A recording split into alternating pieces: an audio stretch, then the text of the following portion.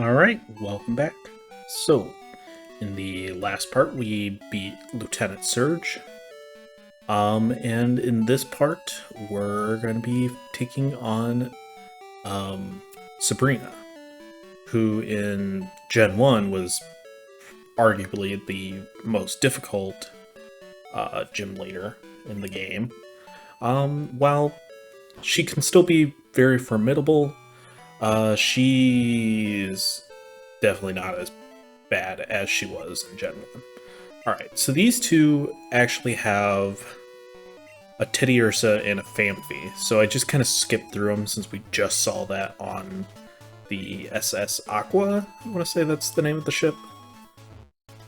So there's really... Getting to Sabrina really isn't all that difficult. Well, I say Sabrina, I mean Saffron City. Getting the Saffron from Vermilion is pretty easy. I think this was a spot where they kind of cut down a little, because if I remember correctly, in Gen 1, it's a little longer of a trek to get up here. Definitely a lot more trainers. So I just kind of pop in here. And this is the new battle music for random encounters. I can't remember if I showed this off in the last part. But we run into a Murkrow here. Murkrow is actually kind of scary. Like, especially since I'm trying to train up Ghastly a little. Just so he's not quite as squishy. I'm not planning on, like, really using him for this gym. I have other Pokemon that can deal with that. But I do want Ghastly to be at least fast enough that he doesn't completely get wiped out from the legendary dogs that are still roaming. Because I'm planning on using his attack. I can't remember what the name of it is. Is it Scary Face or something? Mean Look? I can't remember which one it is. But it's the one that keeps Pokemon from running away. Which, if you want to catch the legendary dogs, that's probably the best way to do it. Because running after them can get very, very tiring. We've actually already seen both of them so far in the Let's Play. But, obviously I was not really prepared to fight them. Mean Look, that's right.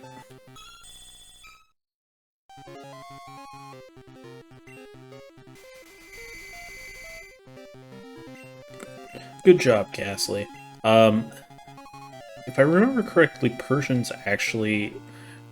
was, like, the best competitive Pokemon in Gen 1. I think its speed, and I think normal types were just better in Gen 1. I don't really remember why. It probably has to do with, like, the special versus physical divide. I will go ahead and get rid of Spite because I think Curses. Now, Ghost type moves I've never been, very knowledgeable on.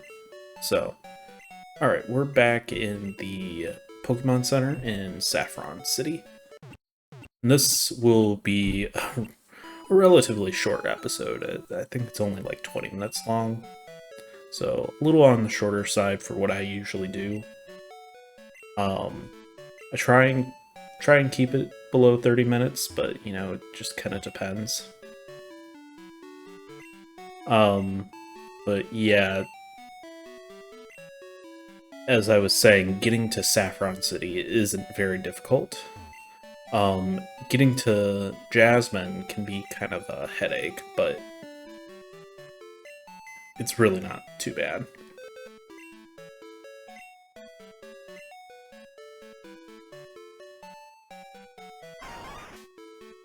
So I'm just depositing Weeping Bell because it's not going to help us in this fight. And we're going to withdraw Sneasel because Sneasel is going to be very helpful against this gym. If you didn't play Gen 1, well, one, I'm surprised that you haven't. But two, Sabrina's gym is the Psychic type gym. Now, in Gen 2, Ghost and Dark types are effective against Psychic types. The only downside with the Ghastly is the fact that, Ghastly line, one, they're like the only Ghost types in the entire game. And two, I think they're also like half poison. Don't quote me on that because I don't remember. Apparently the Karate Master is in the other cave. Because he's not here.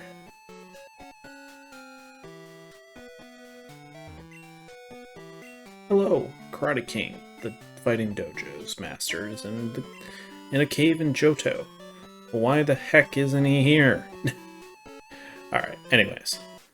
So let's head into here. I do use this gym to kind of help prep Ghastly, try and get him a couple of levels. Yo, champ in the making. A trainer as skilled as you doesn't need to be told how to deal with Psychic type. Okay. So he's not going to tell us how to deal with them since we've already... I mean, we did already fight Will, and he had a lot stronger Pokemon than most of the trainers in here, although I think Sabrina does have stronger.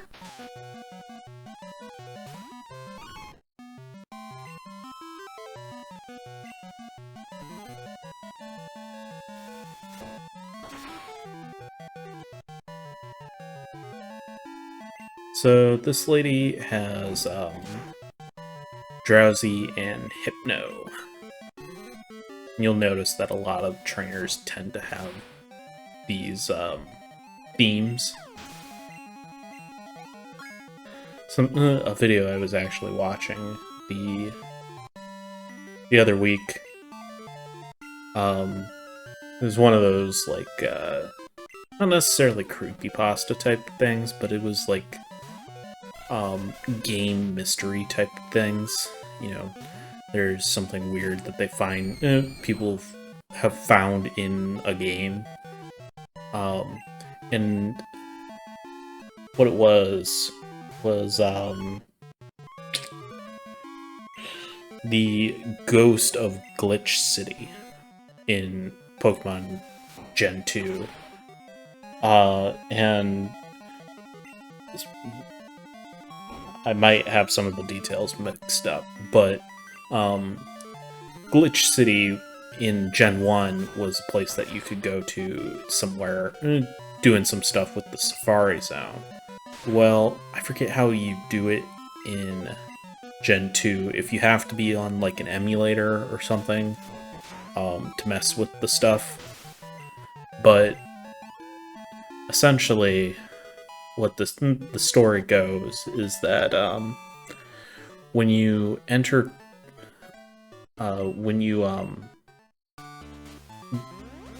do whatever you need to do to get into Glitch City, which is just like a jumble of code and stuff, there's actually a girl, like one of these type of NPCs in Glitch City. And she's like this grayed out girl. And it's like she's in purgatory or something. Now, I wasn't the one who recorded the episode, but in one of Brandon's episodes, he went to the burned tower,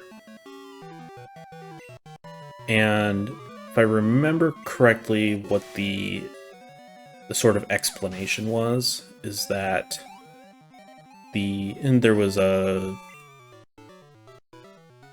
there were some enemies in the burnt tower, the fire wielders or whatever they are, and when you beat them, they would go to gray. Now, here's the thing: the ghost of Glitch City was also gray, so it was thought that maybe she was actually in that tower when it burned down or something. And from what I understand, there was, I don't know if it was an NPC or like just a written account somewhere, like in the game, or like a you saw something, saw a book or something, or read a book in the game, and it talked about a man whose daughter went into the burned tower, like either during or after or something, I don't know. So the theory goes is that that girl is actually a ghost who died in the burned tower. And that's why she was gray. And all, like, grayed out and stuff. I don't know. Could be a possibility. It's probably not that, but I mean, just imagine if, like, that was the original kind of intent and they just decided to kind of scrap it last minute, because that's, if that was going to be in the game, that's, extremely dark. Which is, if that was the intention, that's probably the reason why it was pulled. Gaster grew to level 18. Nice.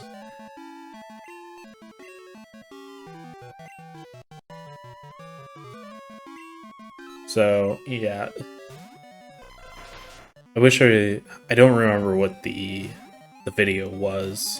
But I imagine if you searched up Ghost of Glitch City, you'd probably find something. Probably find the video that I'm thinking of. But that was an interesting video. And I think it's by, like, one of those channels that does a lot of those, like, game mysteries. Like, analyzes them and stuff. So, I'm sure there's plenty of other very interesting theories out there about many other games. Alright, so I'm not gonna pretend like I remember where we go to get to Sabrina. I'm just going to fight all the trainers and then go back and look at the guide to get through this, because getting to Sabrina is probably harder than fighting Sabrina, as long as you've been, you know, keeping pace with your levels, and as long as you have good typing.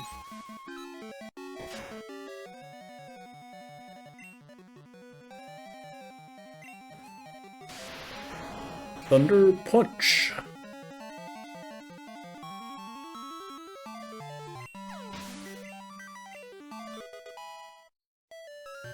Oh, nice.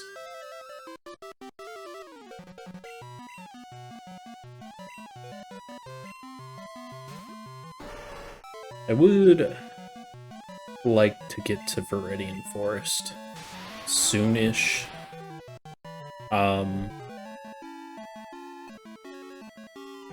I think in Kanto, you can technically do any of the gyms in any order that you want, excluding the 8th gym, because you can't do the 8th gym until you've beaten all the rest.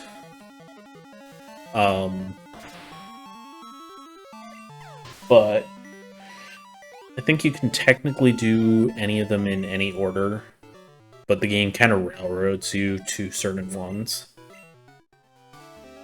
Alright, so starting at the start, you get teleported to this room. You want to go to the bottom left, and then I believe bottom left again. Yes. Now the top right. Now bottom left, I want to say.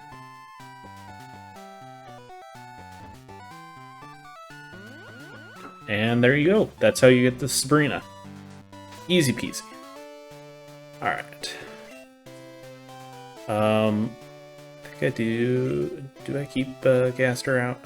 I think so. Just trying to check and make sure that everyone's ready to go. I'm not going to heal anyone.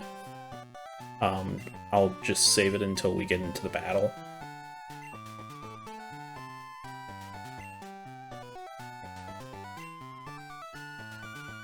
Proven him or herself worthy. If you wish it, I will show you my Pokemon. Alright. Gym Battle 2. Alright, so Sabrina starts off with Espeon, for me at least. I think they tend to stick to the same ones. So we're gonna quickly get Gaster out of there because that's dangerous. Okay, thankfully our dark types, our dark type kind of helps us. Espeon is, I think Espeon is fast and it's bulky, if I remember correctly. I think those are the two big things. As you saw there, even though it's a super effective move, our feint attack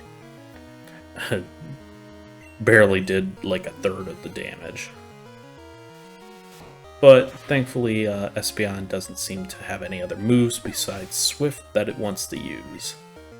Or can use. So, our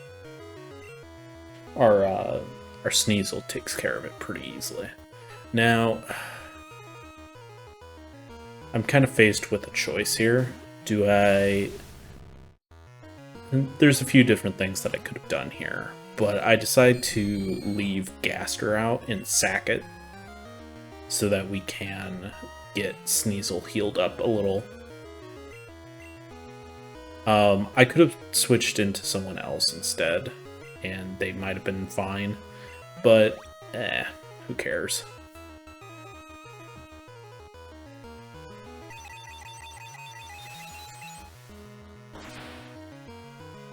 Doesn't help that Gaster's like 28 levels below this Alakazam. So, and now we get a clean change into Sneasel, and Sneasel is definitely faster than Alakazam at this point. I mean, I don't know what the fastest Pokemon is by like level 50, but I would imagine Sneasel is probably up there. The fact that it's faster than the Dragonites is pretty nice, because I think Dragonites are relatively quick. Alright, this is the infamous female Mr. Mime. I wonder if someone thought this out beforehand, or... Because obviously Mr. Mime was created during Gen 1, where genders just weren't a thing. Other than Nidoran.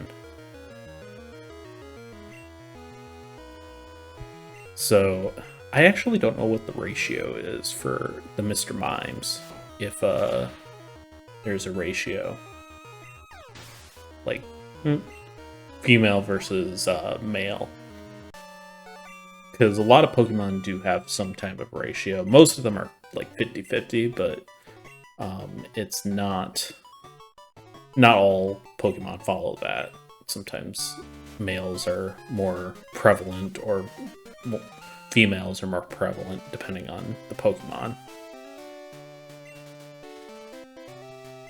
Accurately predict your power. This much I know to be true. You will become a celebrated and beloved champion. I already am a champion, okay? Alright, so to get out of here, bottom right, I'm gonna say bottom right again, and then top right, bottom right, and there you go. That's how you get out. Alright, well, that was a pretty easy breezy episode, I would say. Really wasn't a whole lot to bog us down. So, again, thank you all for watching. If you haven't yet and you want to see the rest of the series, definitely make sure to check it out. Make sure to check out Rando's channel. Obviously, we're not doing the switchback anymore, but still my friend, so I'm still gonna, recommend his channel. He is currently on like a little hiatus, but he might be back at some point. Who knows? So, thank you all for watching, and I will see you guys next time.